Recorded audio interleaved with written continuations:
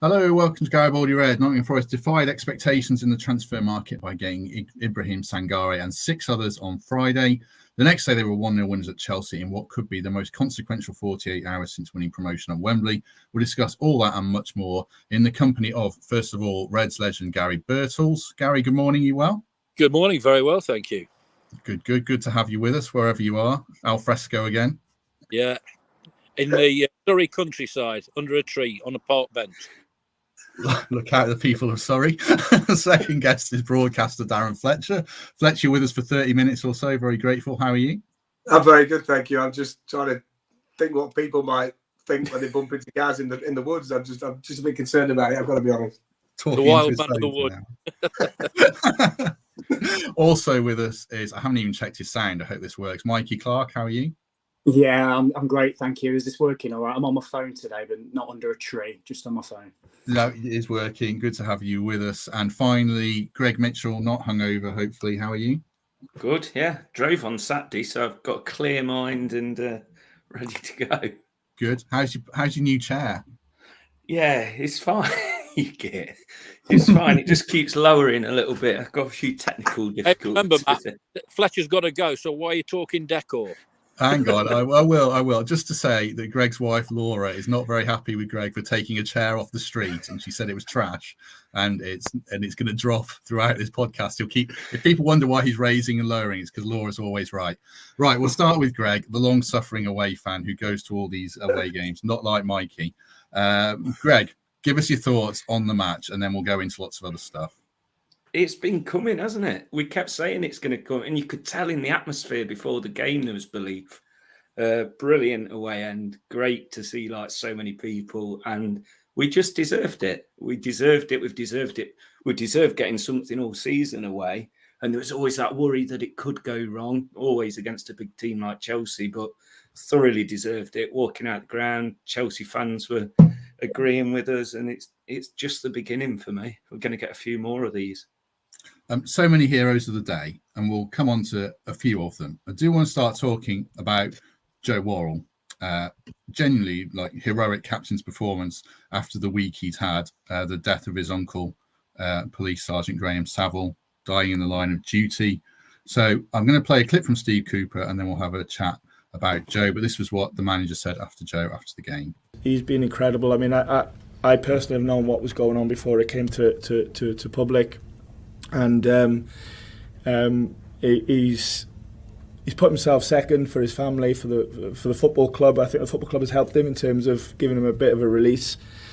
Guys just showed him a huge amount of respect in the dressing room after in what he's been through, and I cannot speak highly enough of the man that he's been over the last week or so. So I know how important today will be for him, and it will give him and his family some respite, because there's nothing can really make what happened any better, but at least it gives them some nice feelings for a short while. And like I said, I can't speak highly enough for Joe and what he's been through and his family, and like I said, a lot of that result today was for them. Fletch, Joe's had his detractors and doubters probably throughout his career, but for his career ends, that might be the performance he's remembered for what he delivered on the pitch, having such a rough week off it. Yeah, I don't think we could ever really begin to understand what him and his family have been through this week. They're a very close family. They're a very tight-knit group. They're very supportive of each other. And it's hit them extremely hard, beyond the words that I could use on here to describe it. But I think it tells you an awful lot about the individual, about the man, about what he's made of, about how he's put together, about why he's the captain of our club, and about why he's held in such high regard and high esteem by everybody who knows him. And what I thought was particularly pleasing at the weekend, because I happen to think that Joe Worrall's a really good Premier League footballer, and I think he gets criticised unnecessarily by a certain section unfairly. But it was great at the weekend to see the best of our fan base come together and react in the way that he needed, he would have wanted, but the way they should have done, because he was immense at the weekend. And he wasn't on his own. There are other performances too. And Joe would be the first to say, don't just make it about me, because there were big performances right the way through that team. But the way that he played, the way that he conducted himself, the way that he handles situations is the mark of him. And knowing him as I do, it doesn't surprise me. I'm tremendously proud of him as a friend, let alone a footballer, just tremendously proud of him and his family. And I just think it's remarkable the way the human body sometimes can be focused, the way the mind can work in a time of unbelievable sadness and crisis, that you can somehow overcome that. Certain individuals can do that, and you can perform to the level that he did at the weekend. It was a big release, obviously, but it just shows just how much this club means to him, how much the supporters mean to him, the badge means to him, what his responsibilities mean to him, because that's why he could go out there and do it, because it comes from within, it comes from his heart.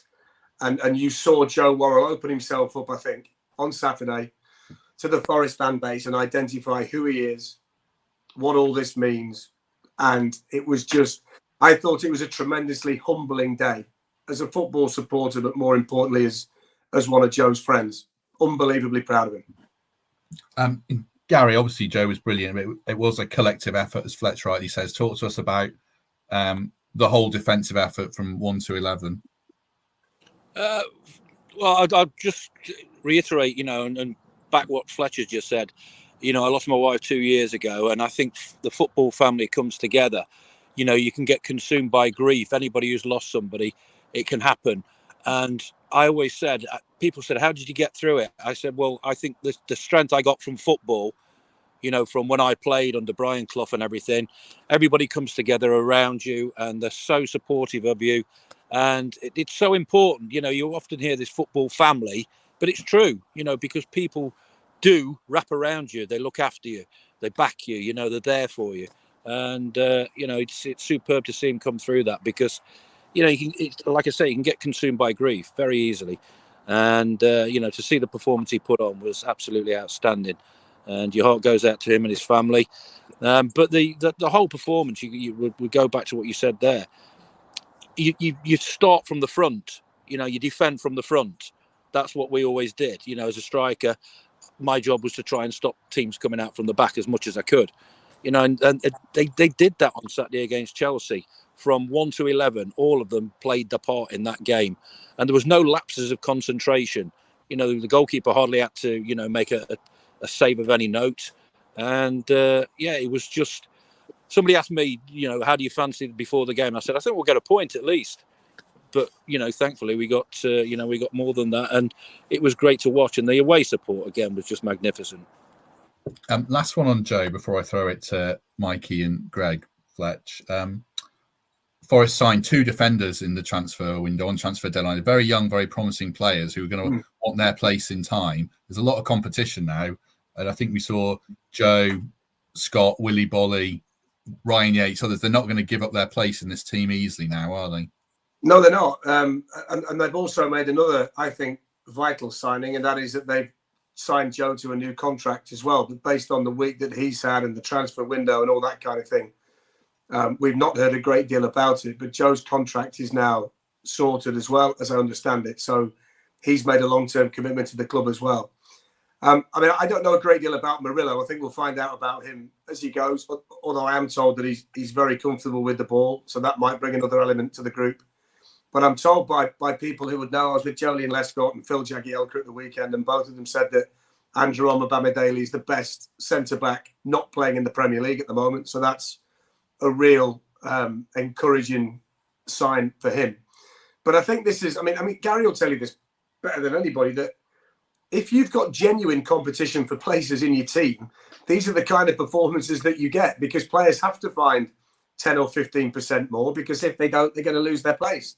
And if you see 7 players come in on deadline day and one of them plays in your position, the likelihood is that the club are thinking that they can upgrade the position that you play at. So you have to do that. And the best teams in the Premier League, the best teams in Europe, all have competition for places in all of those areas. Forest didn't really have it last year because they went for numbers, which was understandable. So there were certain players that knew last year that if they were fit, they were going to play. That won't apply now. I mean, the midfield area is going to be so competitive.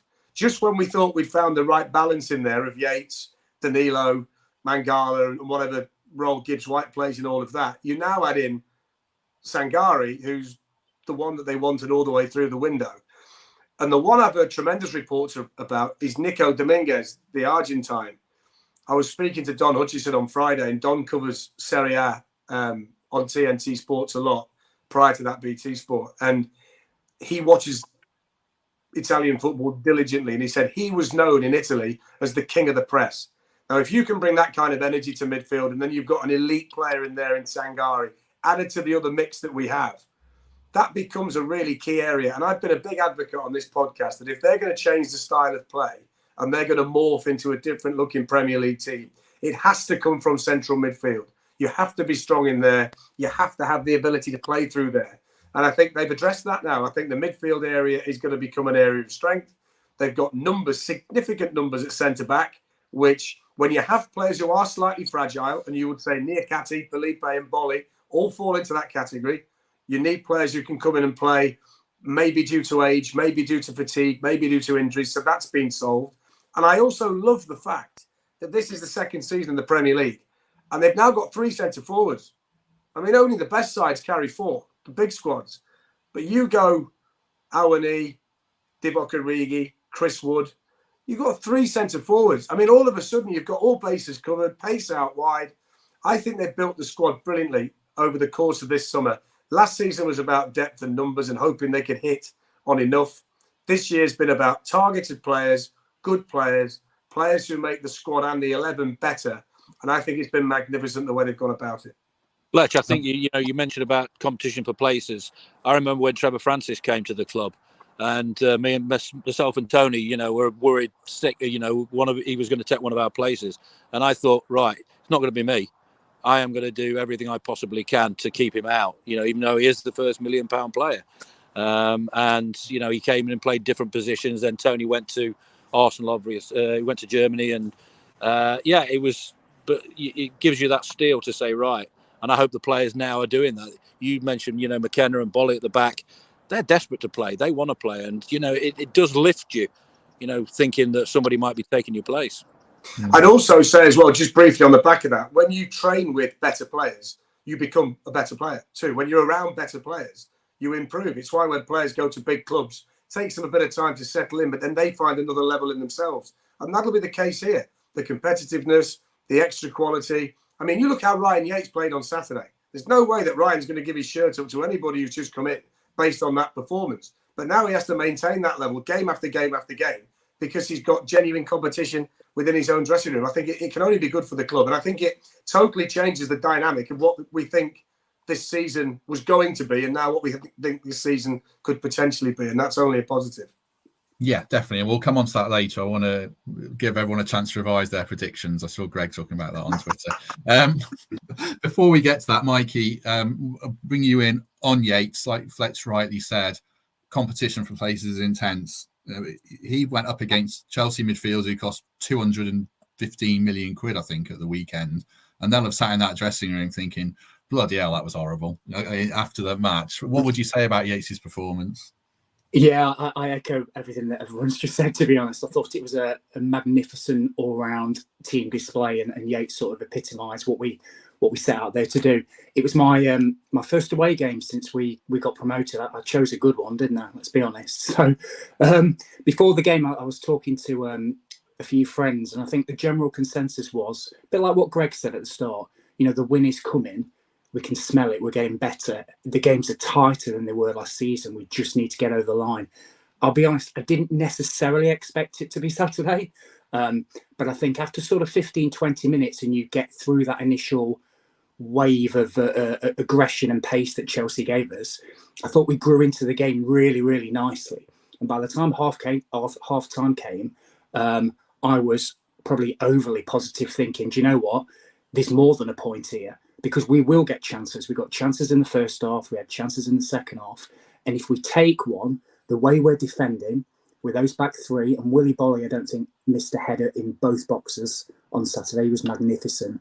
And I think we've got to put it. a little bit here, Mikey, as well. Yeah. You know, the start we've had, yes, we lost 2 games, but the 2 teams we lost to, we never scored against Manchester United in 4 games last season, and we got beat 5-0 at Arsenal. You know, we've come so close in both those games. We're only robbed at Old Trafford by 2 appalling decisions. So, you know, the progress is there. It's a positive thing, and it's great for everybody to look forward to the rest of the season now. It is, yeah. And I wrote a few things down here, which I'll just say off the back of what you just said there, Gary. So October was our first clean sheet away from home.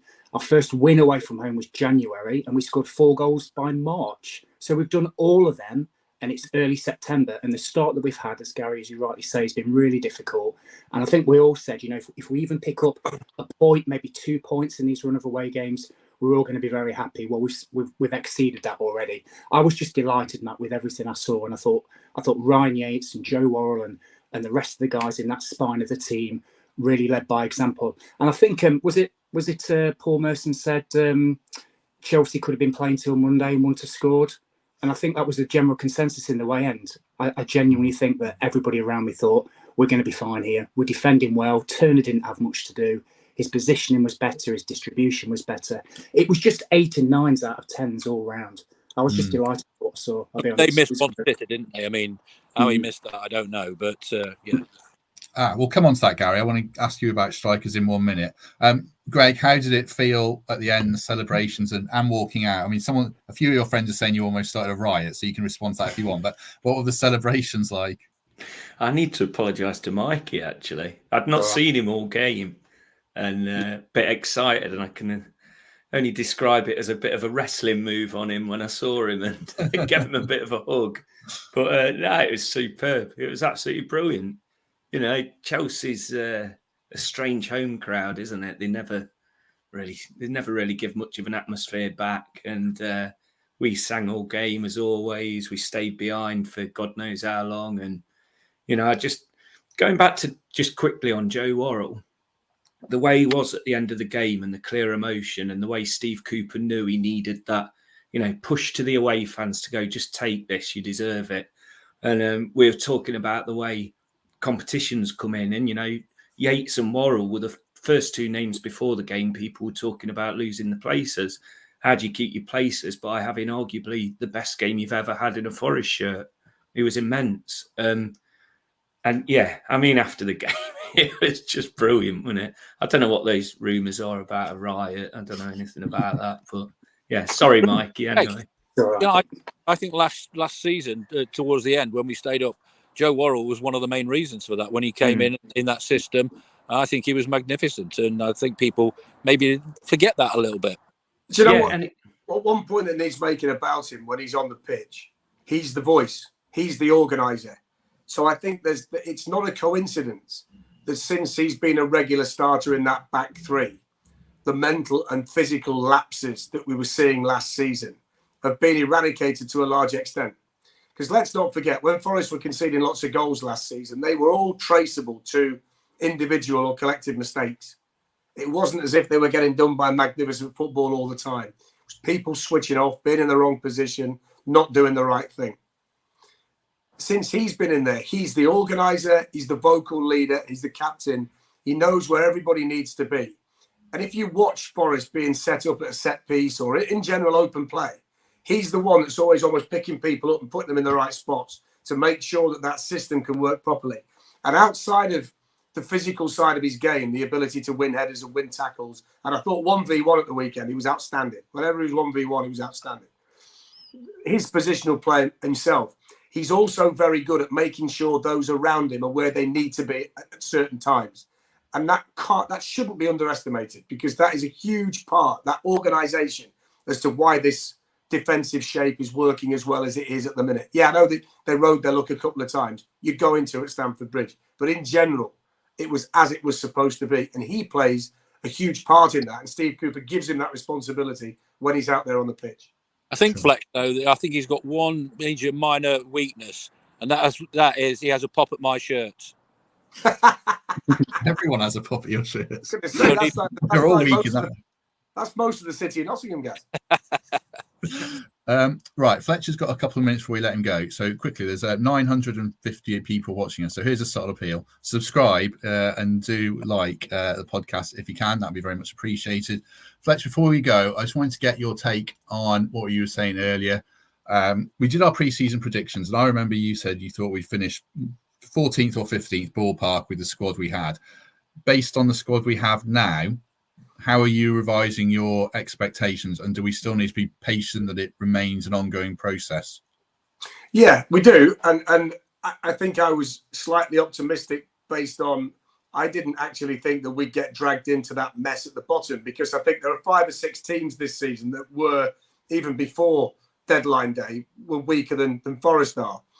I think what they've done now by making the moves that they've made is they put themselves in that category of Fulham, Crystal Palace, that nice safe group where if you get 1 or 2 things go your way, you can have a look at the top half of the table, but you're never really going to be looking down. And I think for season 2 in the Premier League, that's a magnificent step. If you could draw it up, that's what you try and do. And each summer and each January, you're reducing the need to sign lots of players. You can start to focus then on what you actually need. I think next summer now, based on the season that I suspect they're going to have and finish, I don't know, 10th, 12th around there and be nice and comfortable, and we'll have some great days. I think that what they'll be able to do then next summer is target specific players of certain quality and start to spend a little bit more on individuals. So they've obviously targeted Sangare at 30, 35 million. When you go into next summer and you think, right, well, I tell you what, instead of signing 10 or 12, why don't we sign 2 or 3? And we'll spend 25, 30 million on each of them, and we'll make that 11 really good. Then all of a sudden you start to get a team that flourishes in front of you. I think they're on track. I know from the outside, people who don't know look at it and go, oh, what they're doing, nobody knows what they're doing. It's not joined up, signing loads of players. We've signed 40 players. It's a shambles. When you're actually here and you see it up close, it's a lot more strategic than it looks. Last year was about numbers. I've said that. This year was about identifying certain areas where they can improve the team, and they've done that, done it magnificently. I don't think they've signed a bad player over the course of this summer window. I think all of them fit a need, all of them improve a situation, and I think all of them will contribute as we go, some of them more than others. And I think the team now, and Steve said it after the match at the weekend, the way the team play is now able to develop because they've got better players on the pitch, more depth, and they can start to be a little bit more expansive and start to find themselves as a Premier League team. So I think it's been a magnificent summer. Well done to everybody in there. Well done to Ross Wilson in particular, who's only just come in. The Marinakis family have been unbelievably generous once more. And the manager who is able to embrace all of this, because there are certain managers in the Premier League who couldn't cope with it. I don't want that. I don't want all these players. What am I going to do? They'd be moaning like hell. But he just gets on with it, works it out, does the right thing, puts his team together. It's a very, very, very well-oiled machine, I think, in that regard, even though from the outside looking in, it can look a little bit scattergun at times. I think they deserve a lot more credit than they actually get in terms of the way they put all this together. What I like about it, Fletcher, is I think players are wanting to come to Forest now. Yes. That's the beauty, because they can see the picture ahead of them, the future. They're not looking at past or whatever. Yeah, there's history there. They say they're proud to be there, but they can see there's a future, with Nottingham Forest rather than other teams that were in for them in the Premier League. Gaz, to back that point up, Sangare was going to be playing in the group stage of the Champions League with PSV Eindhoven. He's now at Forest. Gonzalo Montiel was going to be playing in the group stage of the Champions League with Sevilla. He's now at Forest. To swap the Champions League group stage for a team in the bottom half of the Premier League shows what they think about the project. Anthony Elanga is delighted to be here. Callum Hudson-Odoi was happy to swap Chelsea. Origi, these are great signs. AC Milan, and it's with a view to buy. So Origi's happy with the circumstances. That tells you around Europe that people are starting to realise that this is a good place to be, and that's just going to help immensely when they're trying to get good players into the club. Mm-hmm. It's 11:30, Fletch. I don't want you to miss your tee off time, so we'll let you go. You might cook in that out. It's red hot out there. I hope you're not. I know. I've gone for the Garry player, all black, head to toe. I'm probably going to attract flies and heat. So I might not look. How do you think I feel, Fletcher? I'm sat in the open air here in the boiling sunshine. Yeah, the Mozzies like you as well. Do they? Yeah. Right. They're attracted to those shirts. They'll be flying in. Something's got to be right. Well, Sure. Fletch, we'll let you go. Thank you very much. Appreciate your time and good to have See you you, with us fellas. after a nice win. See you, See mate. you later. Bye. Bye-bye. Right, we'll skip back to the game. That was a bit jumping ahead, but I just wanted to get Fletcher's take on that. We'll touch more on the game, then we'll come back to transfers and the direction of the squad. I'm going to ask Garry about strikers in a minute, because I want to talk about Awoniyi versus Jackson. But Greg, the quality of our goal, I mean, we've developed this knack of taking chances, and it was a very high caliber goal, wasn't it? How many times have I watched that replay now of the Megs? But it was, again, proof of our depth in the squad. You know, we lose Danilo at the end of last year, and you're like, oh, dear. And we're bringing on Elanga. So these players are just such good quality now that we're being able to get with the inevitable injuries that will come at some point. It was just a perfect goal. And hopefully it'll be... I'm not going to give match of the day too many digs this week because they were super. But hopefully it will make the goal of the month for next month, because I was surprised one of ours didn't make it this month. But yeah, I could watch that all day and every day, and we've got 2 weeks to enjoy it now. I'll ask you about Elanga shortly, Mikey, but I want to ask Garry about Awoniyi versus Jackson. Is it Awoniyi or Awoniyi now? Because apparently it's Awoniyi now. Oh, well, I'm going to say Awoniyi for now. Yeah. Jackson is very rough around the edges. He sort of reminds me a bit of Awoniyi, except Tyro always had the eye for goal. But we saw, I mean, to me, Tyro would get in almost every Premier League team at the moment for me, apart from Man City, Liverpool, maybe Arsenal. I mean, the way he's playing, he's becoming an elite Premier League striker, isn't he? When he's fully fit, he's uncontrollable, really, because he's got everything. He's got every attribute. He's not the tallest. You know, you think he is. You think he's 6'3". I think he's only just over 6 foot. But my word, does he hold the play up well? He's good in the air. He backs into defenders. He's aware of what's around him, as we saw with the goal on Saturday. And he can finish anything. You know, he's good in the air. I mean, the goal he scored against Sheffield United, he's got that knack of taking up the right position. I watched Haaland again. I love watching Haaland, but I love watching, I'll go with you, Awoniyi at the moment. I always say it's not significant movement. It's half a yard. You watch Haaland's goal, or I watch them. It's half a yard. That's all it is. It's intelligence, it's instinct, and it's brilliant. And Awoniyi has got that as well, without a doubt. How many goals can he potentially score if he stays fit this season, do you think? Well, how long's a piece of string? He gets in the right positions. You know, it's about instinct again. Good strikers know what to do, when to do it. You know, they watch their colleague in possession and they make that move early. And it's just the Manchester United game. I'll take up on there. Was it their first goal where at the near post where we got done there? He gets across the near post. You don't see a lot of strikers do that now.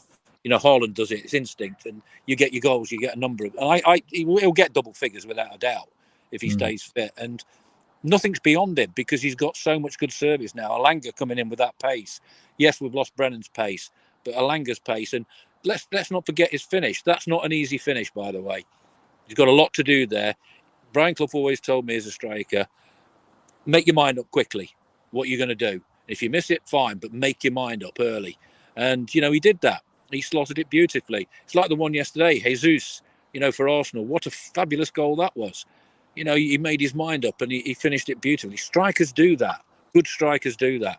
And we've got one of the, I think, the best in the Premier League at the moment. One of the most consistent.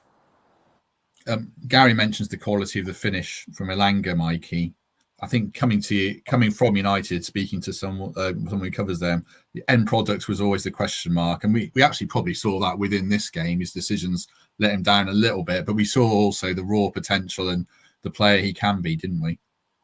Yeah, we did. He passed that ball into the net, didn't he? Didn't strike it, just literally just whipped it straight into the corner. I think his pace is explosive. You saw when they lost the ball, his initial reaction was, and I think he said this on Match of the Day, didn't he? Just attack the space. Just quickly run, attack the space. Tyrell's ball through to him was great. And like I said, a really sort of cool and composed finish.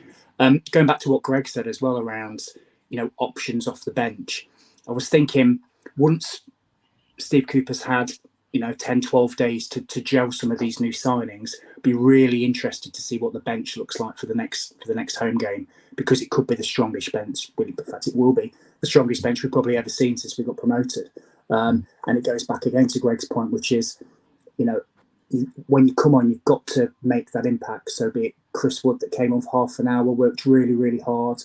Elanga obviously came on, scored the goal. And then obviously the substitutions. It was nice to see Tavares get a run. He looks a decent player. And then we shut the game down. But yeah, for me, it's all about options. And Elanga, Johnson, nobody wanted to lose Brennan Johnson, of course. However, he's got the move to a possible, probable big top six side. I'm sure we do absolutely fine there. But we do have options. So Elanga's one of them. I also want to shout out Callum Hudson-Odoi for, what was it, 3 million quid, 5 million quid? That is an unbelievable piece of business. I'm pretty sure that Chelsea turned down 50, 60 million from Bayern a few seasons ago. So there's obviously a hell of a player in there, and he's worked with Cooper before. So if you think we have Elanga on one side, potentially at home, Callum Hudson-Odoi on the other side, and Big Tyler up front. I mean, there's not many better front threes than that. You look about the combination for the goal on Saturday and the previous one against Arsenal, vice versa. That combination's paying off already, between Elanga and Awoniyi. It's when you've got pace of those two going at defenders. Defenders hate pace. That's one thing they hate more than anything. And, you saw the desire from Awoniyi against Arsenal. That's what I love to see. Sometimes you watch people and think, oh, why didn't he get in there? Why didn't he, break his neck? But Awoniyi did that against Arsenal, and that just shows the desire. And I think that comes from the manager, right throughout the squad, what he demands of the squad. And they just respond to that, the players. And like Fletch, I'll go back to what he said about the whole football club at the moment. The Marinakis family, keep backing and backing and backing.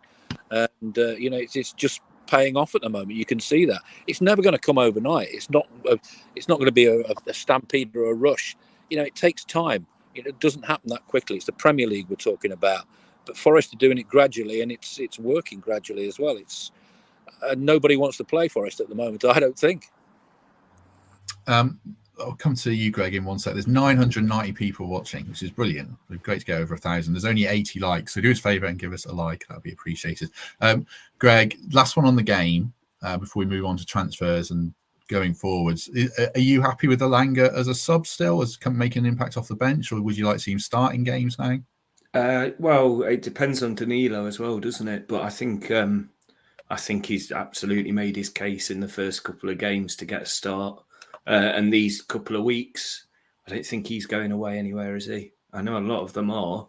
They might have a real good look to see where his fitness is and if he can do the 90 minutes. He had a brilliant interview after the game, well worth a watch.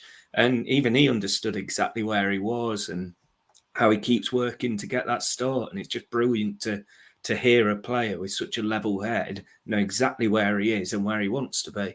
So, I don't think he's far away at all from starting. Simon says there's 208 likes. I think I can only see the Facebook likes in that case, Simon. Sorry about that. Right, let's talk about transfer deadline day and the way we're going forwards. I think it's fascinating the way we've done it. Like Fletch said, it looks chaotic from the outside, but I don't think it is. I think there's a base of a squad in place and we've added quality. What did you make of transfer deadline day, adding those 7 players in rapid succession, Gary? I think it goes back to how many we signed, the record number. That's what people are always taking the mickey about, weren't they, from other football clubs? Oh, you've signed the record number, blah, blah, blah. And that helped us out last season because of the injuries we got, funnily enough. And then you look to, what can we add to this squad? What's the quality we're looking for? And that's what we've done this season. That's what Steve and everybody behind the scenes have done. It's evident to see. People say the gamble was a couple of them. Hudson-Odoi, he's probably not achieved what he wants to in the game of football at the moment. Origi scored massively important goals for Liverpool. But they are players who I think can prosper under Steve and playing for Nottingham Forest without a doubt. I guess, Mikey, for you, Sangare's got to be the headline signing, hasn't he? He's what we've been crying out for over a year, really, a defensive midfielder who can elevate the team. I still can't believe we've got him, to be perfectly honest. I probably won't believe it until I see him step out on the pitch. I think for those that have watched him, I've seen him a few times in the qualifiers, saw him a bit last season when we were first linked with him. He is an absolute machine in that midfield, and he is one that could take us to the next level, or certainly elevate the players around him as well. He's one that, I wouldn't say it was a pipe dream, but he's one that you're thinking, well, maybe next season if we stay up, we can attract people like that. And Fletcher's point around, he's in the Champions League qualifiers and he swapped that to come here, I think just says everything you need to know about what we're trying to do. So I'm absolutely over the moon with the business that we did throughout that transfer window. He's obviously probably the landmark statement signing. But I will go back to what I said about Callum Hudson-Odoi. I think even if that fails, it's a no-brainer in terms of the amount that it's cost us to bring in, the fact that he's worked with Cooper before, and he plays in a position where we've just lost Brennan Johnson. So for me, that was my key piece of business. But Sangare is I think that's how you pronounce his name. He is a serious football player. So if we can get the mix around him right, with little Santos as well, there's Yates, Mangala, Danilo, so many options in that central midfield. And I'm pretty sure now that as we go through the season, those possession stats of 60-40, 65-35 will start flipping the other direction, certainly at home. And I think that's what's needed to take us to the next level. I thought it was a great window, Matt. The best I've probably ever seen at Forest, unless somebody can quote me one that's more productive and better than that. And that includes losing arguably our best player. But I think it was needed. I wish him all the best. But I think what we've done with that finance and the way we've strengthened the entire squad will pay dividends for the season. I think it was great. Brilliant window. Yes, we'll come on to outgoings in a minute, obviously, with Brennan. Greg, did we kind of see the value of patience? We'd spoken about quality over quantity, and people were tearing their hair out in mid-July that we hadn't signed anyone. And then it gets to deadline day, and we finally added probably what we needed to take us to the next level within this league, do you think? Yeah, I didn't even expect 7 on deadline day, and there's ones that weren't spoken about at all. So it's good that we can still keep it within, if we need to. And the other surprise for me was the story on Saturday that came out about Chalabar, that we were ready to offer 25 million. I think it was agreed with Chelsea. The player just decided he didn't want it. So it shows already. Don't know whether it's a good thing to show other teams that, but we've got more money to go when January hits. And if we need it, we're going to strengthen again. It's like we are that team, that squad, that football club that's clearly trying to progress up that league. And it's just exciting times, isn't it? Yeah. Oh, definitely. Yeah, I think we got Ibranhim instead. But that's one thing, Gary, that I've sort of been critical of, is not planning ahead. We see Brighton, always reference Brighton, signing a player for the next window. But it feels like with Murillo and Ibranhim, with McKenna, Bolly and other players out of contract, Felipe, it feels like they've already put a succession plan in place, which is only a good thing, isn't it? You always have to plan well ahead. Anybody will tell you that in the Premier League, especially the Premier League, you have to do that. And I think most teams have an A list, a B list, a C list or whatever. And, Forest have obviously picked the players they want, and thank goodness the players have wanted to come to the football club. And why shouldn't they? There's a vision there. They've got an owner who wants it to be very, very successful. That's why he bought the football club. And, he's, like I say, it's never going to be a stampede. It's got to be a gradual thing. You could say that because, when Brian Clough was in manager, they went straight up from the Championship and won the Premier League. But that's never going to happen again. That was just a one-off. It doesn't happen like that. You struggle when you come up from the Championship. And, at the moment, after staying up, they've had a really productive summer out of the game, discussing what's needed. You can see that. And, it's bearing the fruits now.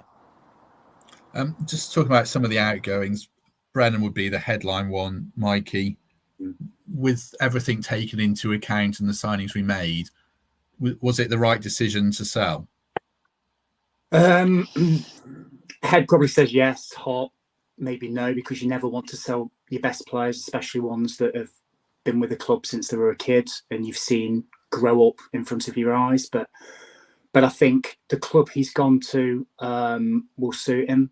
I think there's obviously a void there with Harry Kane leaving. He's not going to play the Harry Kane position, but there's opportunity for him to play football games there. I would have been less complimentary if maybe he'd have gone to Greg's favourite club, Brentford, for example. Wouldn't have really understood that, but I think the move will be good for him. And I think it was needed to keep us along those right lines of financial fair play. And like Greg says, you know, there's no lack of ambition or investment with the owners and the support structure around that we spent a lot of money to replace not just that position with Callum Hudson-Odoi, for example, but we strengthened other areas of the pitch that were well needed. So, yeah, outgoings, Brennan's obviously the key one. I also like the fact that we, some of those that are just around the periphery, so Lewis O'Brien, Hwang, they've got themselves moves. They're going to play some football this season. There's obviously one or two others, which I'm sure we'll talk about, which may move on. You know, not every window is shut. I think I might get this wrong. The Belgian window might be still open. Obviously, Saudi still open. So there's opportunities there for a few more if they feel they're not going to get a chance at Forest to move on. And then I think what you'll see in January is just fine tweaking. Although I'm sure I say this every window. I generally, no, what am I saying? But what I'd like to see is fine tweaking. With maybe a few more going out, one or two coming in to balance what is the makeup of already what looks to be a real good, solid mid-table team. So yeah, Brennan's the key highlight, but I'm just pleased for some of the others, especially Lewis O'Brien. You know, I think he got harshly. It was a bit harsh for him last season about how it fell through on deadline day, but I'm glad he's gone to play some football and a few others as well. So I just thought it was a great window, Matt. Like I said before, good all round. I think the one that surprised me was Sam Surridge. You know, I think he's got a lot to offer somebody, you know, in this country still. So that was the big surprise for me. But, you know, you do what you have to, and, you know, you don't know the circumstances behind it. But I'm surprised nobody came in for him, and, you know, especially championship-wise, because we saw what a great finisher he was last season for us. Can I add something on Sam? Actually, now you've mentioned it. Hopefully I'm not betraying anybody's confidence. I spoke to somebody who knows him a few weeks ago, and they said that he was just really keen on America. I think he'd never been there before. He'd been there once. He just absolutely loved it. So I think it was maybe just right for him. But I agree with you, Gary. I was very surprised. I thought there'd be loads sniffing around him, but I think by all accounts he really wanted to make the move and go and experience a different culture, different heat. So, he's doing it. You know, Messi could have gone to you know, Saudi and made an absolute fortune. He likes America. He thought he'd be better for his family. Fair play, and look what he's doing for them. True, he's doing great. I mean, there's so many comments I can't read them all, but there's one from Tony that says, "Does Matt get straight out of bed for these podcasts?" So thanks, Tony. No, I know I need a haircut really badly. The place I go was closed last week, so I can't. No excuse. No, well, it's no excuse for it. No, I do take my kids to school and have breakfast and everything. But I do look like hell, I know. Right, how will Brennan be remembered, Greg? What's his legacy? Is not a right word for someone here for such a short time, but how should we reflect on him? I'm not certain we get promoted without him. I know we'd never know, but if he's been here since he was a kid, hasn't he? And I don't think without him in the Championship we got promoted. And then last year, if he was out for a long time, it could have been the difference, couldn't it? So he'll be remembered for not only, you know, getting us promoted and keeping us up, but also the money we've got in and what we're able to do with that money. It'll just be, you know, it'll be very, very important to us. And I hope he goes on, you know, to start lifting some trophies. No, it's not the perfect club to do that, Spurs, but yeah, it'd be great to see him just keep getting more and more success as long as it's not against us. In terms of the last sale I wanted to ask about, Gary, was Freuler. We swapped him for Dominguez. I haven't seen too much Dominguez. He looks great on videos and on paper. Is that smart business, do you think? Just going back to Brennan, I think last season without Brennan, we could have been relegated. I think we'd have been quite a big trouble without his goals. I mean, that's how important he was to us. You know, obviously when you got fit, it helped out a lot, but he was magnificent. Yeah, Freuler, he split opinions, didn't he? I was told, I mean, he's got 58 caps for his country, and I always thought he was a bit negative for me. And other people said when he plays in a more forward position, he looks a different player. So it's difficult to assess on what you saw of him, but you just want to see every player who comes and goes just fulfill their careers, and go and play somewhere where they feel comfortable. And yeah, I think it was a good bit of business, and the players who've come in just look exciting. They look. I can't wait to see them. I can't wait to see the after. I think the international breaks come at the wrong time, really. Yes, Steve will be able to work with some of the new signings, but a lot of them are going to be away on international duty. But it's going to be terrific to see what's lies ahead, and I think every Forest fan has got a massive smile on the face because of that. Someone made a good point in the comments, and it was on my notes. I think it was Andrew saying, Mikey, one of the positives is because, like I was saying, we've got this baseline squad in place, and we've coming off this great result. Cooper doesn't have to, and I don't think he will, throw all these new signings in at once. I mean, I'm sure Sangare will come straight in, but the others we can kind of integrate in time and bring them up to speed gradually, can't we?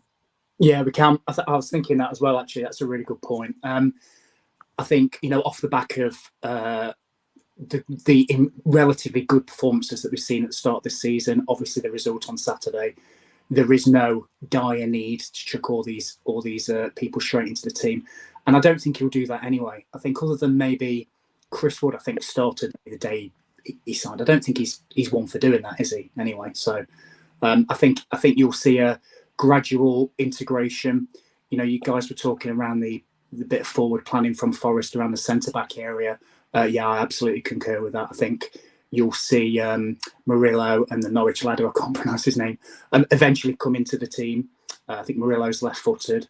So, any doubts around McKenna leaving, Willy Bolly, Niakate's fitness, I think you'll eventually see an evolution of that back line. But I think with the midfield and the forward options, I just think they'll be drip-fed in. The Premier League is unforgiving at times. And there are runs when it gets a bit colder, not like today, but when it gets a bit colder and you're playing 2-3 games a week, that's when you'll really see all the positivity that comes with all these new signings. And hopefully when we rotate the team, it won't weaken it in any way. But I do think, I'm not going to contradict myself, but I will say this. So the next couple of home games, I think, are very, very winnable games. And we owed Burnley one from what they did to us in the Cup. So I wouldn't chuck all of them in, but I certainly would get Sangare in the team as soon as I can, because I think he's an absolute machine. So get him in there. And I would like to see maybe as slightly further up the pitch. So whether that means a back four with Elanga and Hudson-Odoi coming in, or just Elanga. But I just think on that game, and maybe even Brentford, a bit more of a sort of front foot approach would be really welcome from the fans. But like I said, do you change a winning team? That's the question, isn't it? So who drop out of them? I mean, they were all brilliant on Saturday. So. Well, Danilo's injury probably does open up at least one space, I would imagine.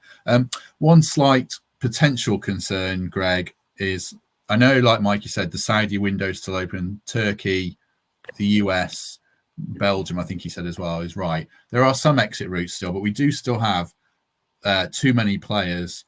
Some players like Bianconi, Dennis, Shelvey, maybe Koyate. Players are on good money. Someone's going to miss out. Any worry long term that we're still stockpiling these players? Yeah, but we're trying to address it, aren't we? It's just you can't get rid of a player if they don't want to go and if there's nowhere willing to take them. So, that is clearly going to be addressed. It's certainly not a concern that these windows are still open, because it might be a place to put a couple of them. But, they're not going to be affecting the squad as such, are they? The only other issue is the likes of last year when, I forgot all the names now. When the defender had to miss out and then we had the injuries. And so obviously you're struggling straight away then. So we won't want that situation to happen. But our injuries, touch wood, they're not going to be the same as last year. We're not going to have to go through that again. So no, I'm not concerned at all, really. How long, Gary, before we were able to see the best of this new look squad? We can't just expect it to click straight away. Steve Cooper's still got to work out combinations. He's starting from scratch in midfield, arguably, as well. It's going to take a bit of time. It's about fitness levels with the Premier League as well. You can't just throw people in You know, some of the best players who've come over to play in the Premier League, you know, have not acclimatised straight away. It's the nature of the Premier League. We know what it's like. So I think this break at this point to get the right training sessions in with the players he's got available is so important, you know, so they can and maybe get them. I don't know if they're going to play any friendlies, you know, during this break, but that'll be good for if they could get any games in like that. And, you know, Steve's an intelligent man, and he will integrate when he thinks it's right to integrate. And there are going to be injuries. You know, there's no doubt about it. I mean, you look at last season, the 2 centre halves that went off after 7 minutes. You know, who's seen that before? These things can happen. And it's great that with the knowledge, the quality of the players that have come in, that any of them can just step in at any given time and feel comfortable on that pitch, because they are that sort of player. And it could reignite the careers of Origi, Hudson-Odoi, you know, because they'll want to prove a point. And I think in that respect, you know, the blend of the players that have come in, you know, we've mentioned the quality of them, but I think there's a real difference in the number of players that have come in, but their different abilities and what they bring to the, you know, the football club and the Premier League. That's what I'm excited about. And it's all about possession in midfield. And I think some of the goals last season we gave away, I always say we've conceded a lot of avoidable goals. You know, the best teams in world football keep the ball better than the other teams. And I think we can do that. You know, we've got those players who are coming in who have got that ability to retain possession, want possession in tight areas, be able to have that awareness around them. You know, you look at the Man Cities, you look at the Man Uniteds and the Arsenals and them, they just know what's going on around them. It looks fluid, it looks easy. And I think the personnel Steve's brought in and the club have brought in, you know, will adapt to the Premier League, no problem at all. One final topic to touch on, which was raised at the weekend and is raised relentlessly in the comments on here, is the style of play. Talking about Forest being too negative. These new signings do open a lot of doors, and it was something Cooper was asked about the weekend. So I'm just going to play a quick clip on that, and then we'll spend a couple of minutes discussing it. So here's the manager after the Chelsea game again. We want to grow as a club, and staying in the league last year has given us an opportunity to do that in every aspect, including, you know, I've already said it, the level of the team, the level of player, the strength and depth, and the style. You know, because you have to be able to do everything really in the Premier League to win games. So that's what we've done. You know, great support from the owner, which is what he's always done, and it's allowed us now to give us the opportunity to try and do that. You know, so it's on us. You know, we've got to really think now how we want the team to look. I think we have a possibility now to play a variety of formations. We've played with the back three, and today I think that was the right plan. 1 or 2 other games maybe it wasn't the right thing, but we felt that we had to. But it's just give us good variety now to become a real flexible team. I mean, a lot of people have moaned about how we played. I've not seen it because ostensibly the team we've had at the start of this season was worse than the one that finished last season, arguably. So I can understand why they've done it. But now they've got this new squad, Greg. Do you look forward to games with the back four at times, games where we have more of the ball? It feels an exciting few months ahead, do you think? Yeah, I mean, 24% possession, I think, against Chelsea, which isn't too bad, if I'm honest. But someone made a good point. I can't remember where I read it, about people like Worrall will be really good away from home. But when we're playing, you know, teams that we can get at a little bit more, we've now got those other options to, you know, get up the pitch a bit more, a little bit more speed. So I think we're just going to adapt to whoever we're playing. Our away performance aren't going to change that dramatically just because of the quality of teams we're playing. And but I think at home we might see a little bit of a difference, but it's going to take time. We don't want to be changing something when we're only just finding the formula. Yeah, I agree. I mean, Mikey, go on, Gary. Sorry. Stats are so overrated. You know, possession stats especially, because the number of passes that go across back fours, back to the goalkeeper, you know, you see it every Saturday, and those possession stats go into that. So you ignore it. It's what you know.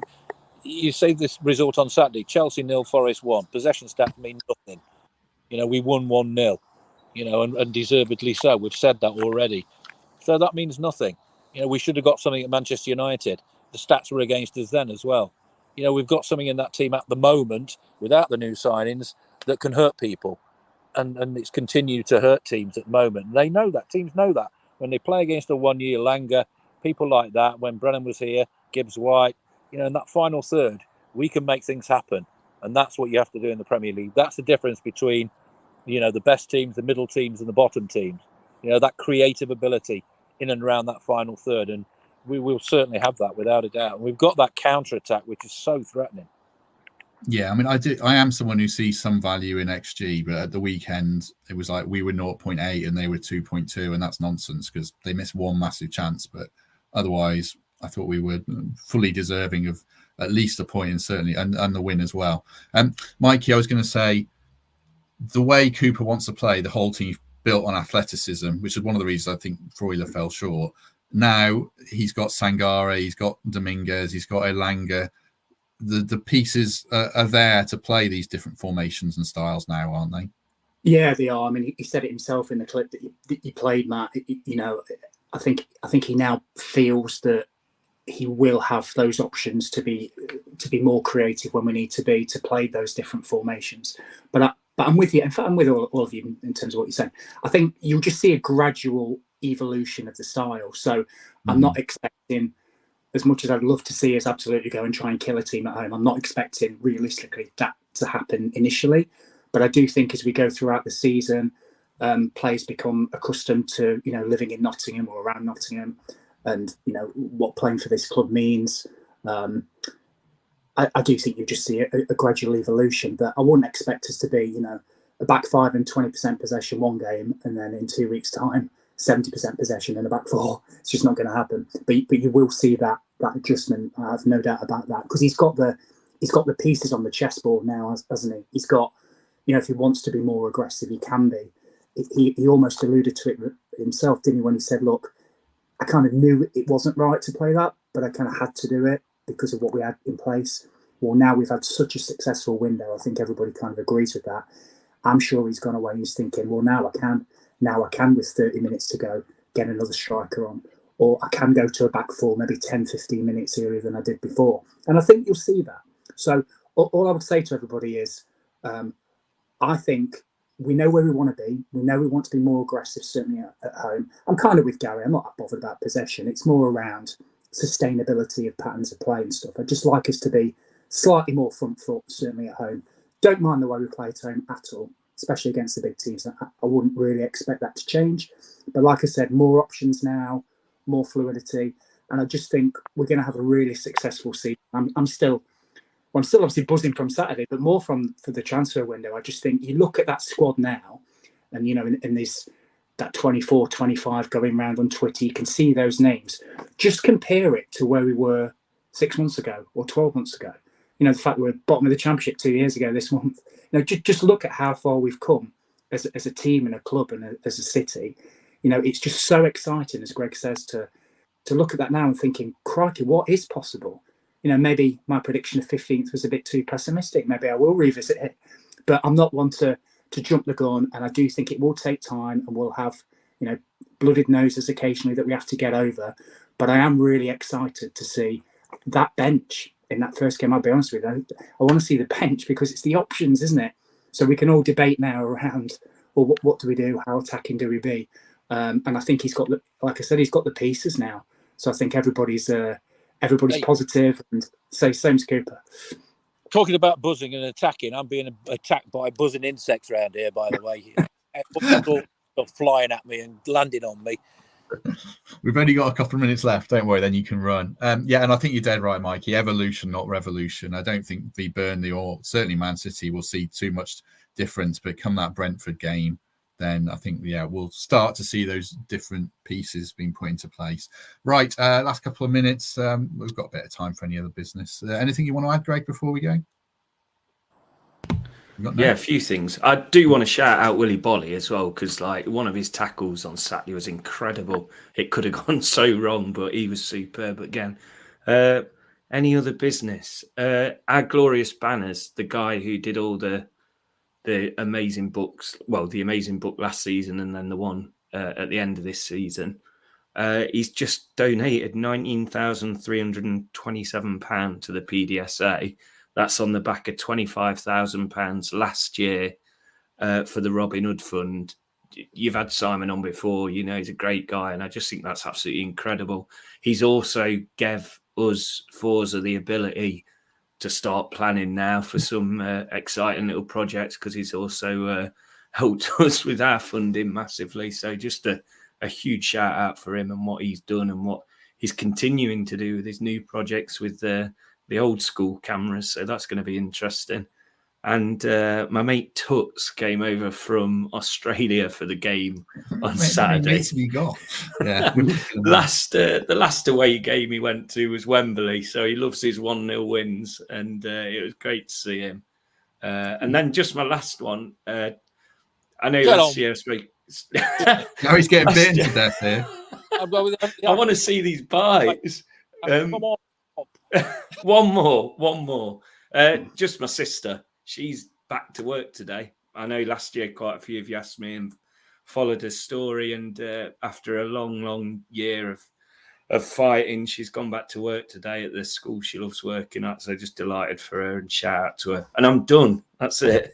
Good. Well done, Simon. Well done, Hayley. Great to hear on those things. Mikey, anything to add before we go?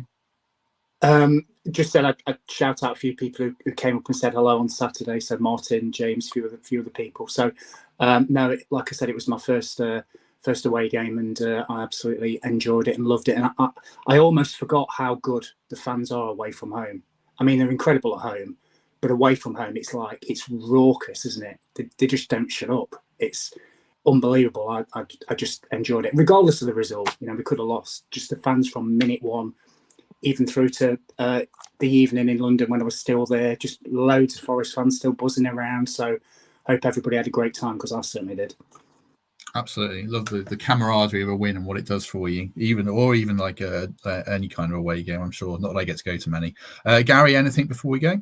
Yeah, just a big thank you to Nick Randall, the outgoing chairman of Forest. I think he's done an excellent job over the past 5 years, and you know, hopefully good luck to the incoming chairman, and what a start to his chairmanship. Absolutely.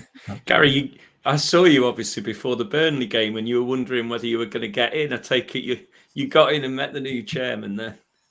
No, I was always just joking with you there, but yeah. At that point I saw you there. I got new shoes on and my heels were killing me.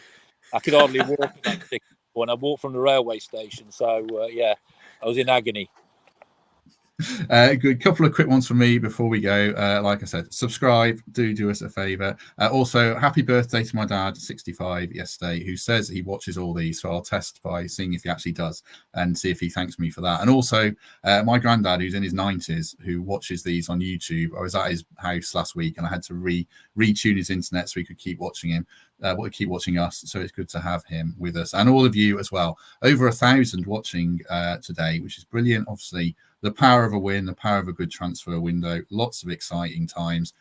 Greg's predicting top 4 now.